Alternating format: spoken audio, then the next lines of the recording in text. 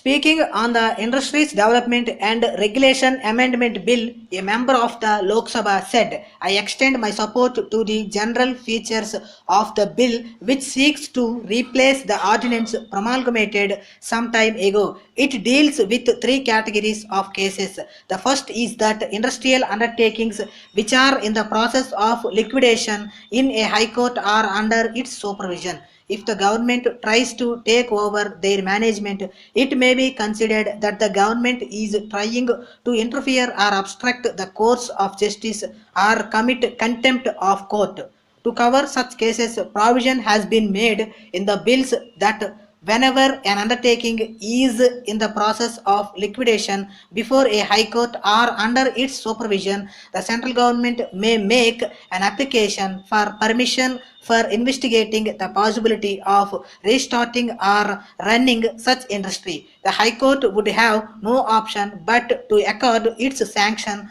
for such investigation, and thereafter if the central government comes to the conclusion that there is a possibility of restarting such industry shall be taken over by the central government in the same way in which other industries can be taken over. The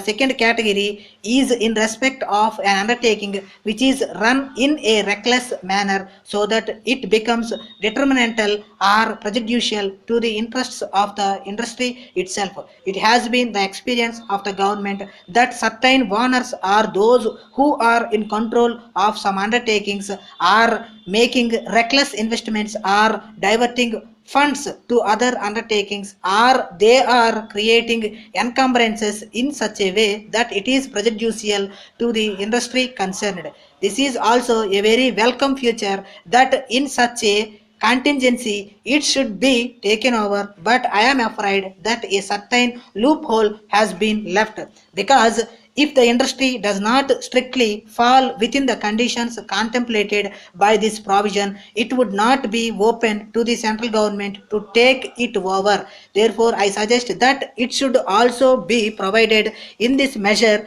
that whenever an undertaking is mismanaged in such a way that it creates a general situation of unemployment in the country, it should also be taken over. Thirdly, it has also been provided that if an undertaking remains closed for 3 months, it can be taken over. My submission is that the industrialists can evade this provision by ordering a lockout for 60 days, and thereafter they may be inclined to reopen it. But in these days, if an important undertaking remains closed for 60 days, it will result in the unemployment of thousands and lakhs of workers, creating also a climate of industrial uncertainty. So, my submission is that the government should be empowered to take over an undertaking immediate if it finds that its closure results in a general unemployment situation. Government should not wait for 3 months in order to step in, but should take over, yeah, at the appropriate stage. The fourth welcome feature, which I think is the most striking feature of this bill, is that provision has been made to enable the central government keep undertakings taken over under this bill permanently with them. If the central government takes over an undertaking and puts it on a proper footing by making huge investments and putting in the necessary inputs and then hands it over the same sick and incompetent hands, the central government would be acting only as a manager of court of wards, a system which was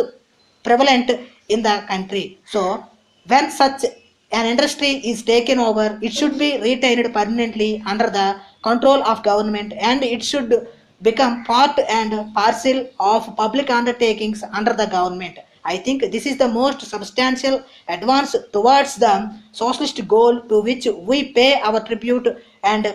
make reference in this house time and again. There is one disquieting feature in this bill, and that is that a blanket ban in sought to be placed on the rights and privileges of the working class by empowering the government to vary, adapt, modify, or exclude the provisions of the enactments included in the schedule. This is a drastic step, and I am afraid that the executive cannot be given these uncontrolled powers, as they are likely to be struck down as unconstitutional in a court of law. There is another disquieting feature which I want to bring to the notice of the Honorable Minister.